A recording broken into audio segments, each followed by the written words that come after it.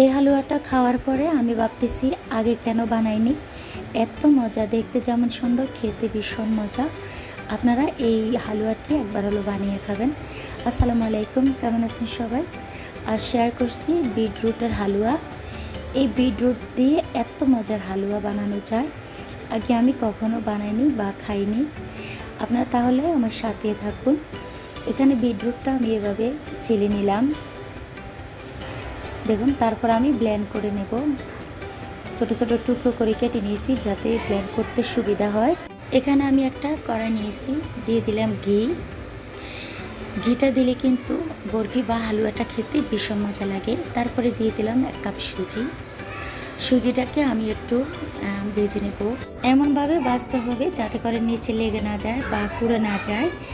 আর অনবরত নাড়তে হবে। চুলার হিটটাকে একেবারে মিডিয়াম টু লো হিটে রাখতে হবে।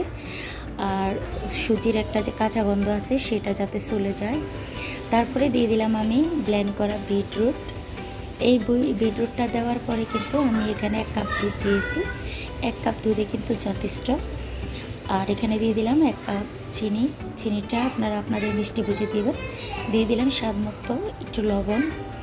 তারপরে অনবরত নেড়ে চেড়ে রান্না করে আমি একটা ডো তৈরি করে নেব। রুটি বানানোর জন্য যে সফট একটা ডো তৈরি করতে হয়, ঠিক সেরকম একটা ডো তৈরি করে নেব।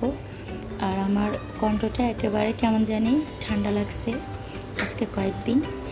দেখুন, সামান্য একটু কিন্তু আবারও আমি ঘি দিয়েছি যেন ফ্লেভার বা টেস্ট দুটো বেড়ে যায়, সেজন্য। দেখুন, বারবার নেড়ে চেড়ে উল্টিয়ে পাল্টিয়ে কিন্তু আমি ডোটা তৈরি করে নিয়েছি। এখন আমি যে বাটিতে সেট করব সেই বাটিতে ঢেলে নিলাম গরম গরম অবস্থায়। তারপরে এভাবে কিন্তু সেট করে নেব। যেহেতু গরম, হাত দিয়ে আমি সেট করতে পারবো না। আর একটু বরফিটা আকর্ষণীয় বা টেস্টের জন্য কিন্তু আমি এখানে বাদাম কুচি দিয়েছি। আপনারা চাইলে বাদাম কিশমিশ যখন ডোটা তৈরি করবেন তখন কিন্তু দিতে পারেন, আরও বেশি টেস্টি হবে। দেখুন কতটা সুন্দর হয়েছে। এখন ঠান্ডা করে তারপর আপনাদেরকে পরিবেশন করে দেখাবো। সত্যি এই রেসিপিটি এত মজা, আপনারা না খেলে বুঝতে পারবেন না। আমার ভিডিওটি কেমন লাগছে, ভালো লাগলে লাইক কমেন্ট শেয়ার করে দেবেন। আর আপনাদের কোনো বুঝতে সমস্যা হলে আমার কমেন্টসে জানিয়ে দিবেন, আমি আপনাদেরকে রিপ্লাই দেব। আর আবার কথা হবে অন্য কোনো নতুন ভিডিওর মাধ্যমে। ওই পর্যন্ত ভালো থাকবেন, সুস্থ থাকবেন। আল্লাহ হাফেজ।